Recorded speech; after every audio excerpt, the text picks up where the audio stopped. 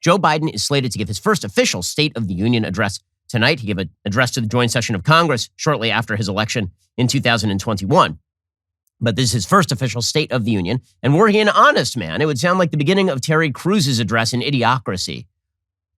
I know things are bleep right now, but he's not going to say that. Instead, he's going to talk about how strong the union is because his party needs some sort of reset here. If they don't get a reset, they are in such serious trouble that it is beyond reckoning for them. I mean, I believe 31 Democrats have said that they're not running. 31. And that number is going to go up before November in the House of Representatives because the polling is just that bad. And here's the thing. Americans know why they are not voting for the Democrats. So Kamala Harris had probably an all-time gaffe yesterday. She's great at this. She's just spectacular. So, I mean, first, Jill Biden actually introduced her as President of the United States, and her husband is sitting right there. Joe's sitting right there, still wearing his dumb mask for no reason. And Joe Biden is like, yeah, she's already thinking beyond Joe. Here she is introducing Kamala Harris as President of the United States. Ladies and gentlemen, the Vice President of the...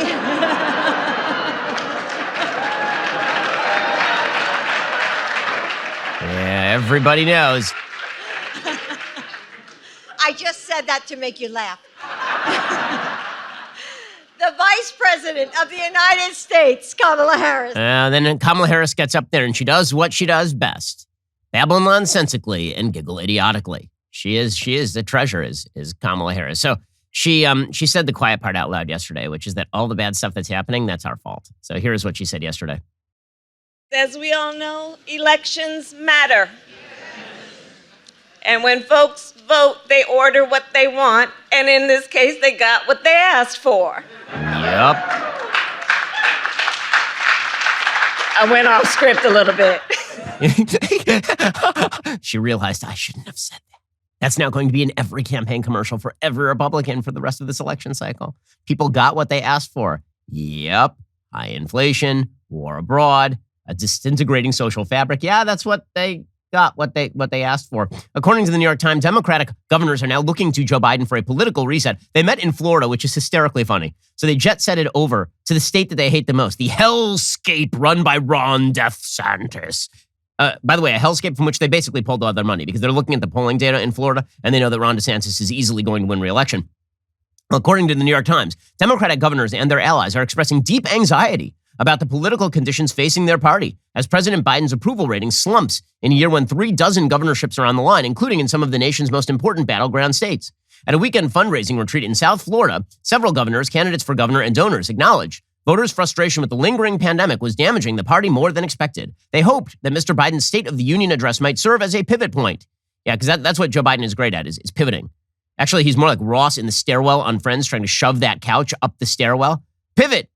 You can't. The couch doesn't fit, dude. It's coming at the convergence of 3 major events that could reorder the existing political landscape. The Russian invasion of Ukraine, Biden's first Supreme Court nomination, and the loosening of many coronavirus restrictions. Yeah, none of that's going to reorder anything. First of all, that Supreme Court nomination means nothing. It is not a swing seat. It is just a replacement of one liberal with another liberal. The Russian invasion of Ukraine is really not going to change anything because the long-term effects of the Russian invasion of Ukraine are really going to be rather deleterious to the world order. And again, one of the reasons that Vladimir Putin went into Ukraine in the first place is because he calibrated wrong. He thought because of all of the weakness that the West had been signaling for literally decades that he could walk into Ukraine. And it turns out that the West actually reacted this time. But the only reason he's in Ukraine is because of all the bad signals that were being put out by the West in Georgia, in Crimea, in Afghanistan, in Hong Kong. And finally, the loosening of coronavirus restrictions. We're not going to forget, guys. We're not going to forget that you did this to us for 2 years, that you locked our kids down and masked our kids up for 2 years. We're not going to just pretend that didn't happen now. So good luck to Joe Biden on pivoting here. I know what you're thinking. It's time to binge some more Ben Shapiro videos. Well, you are right. You should. But first, like and subscribe. Perfect. I'll see you in the next video.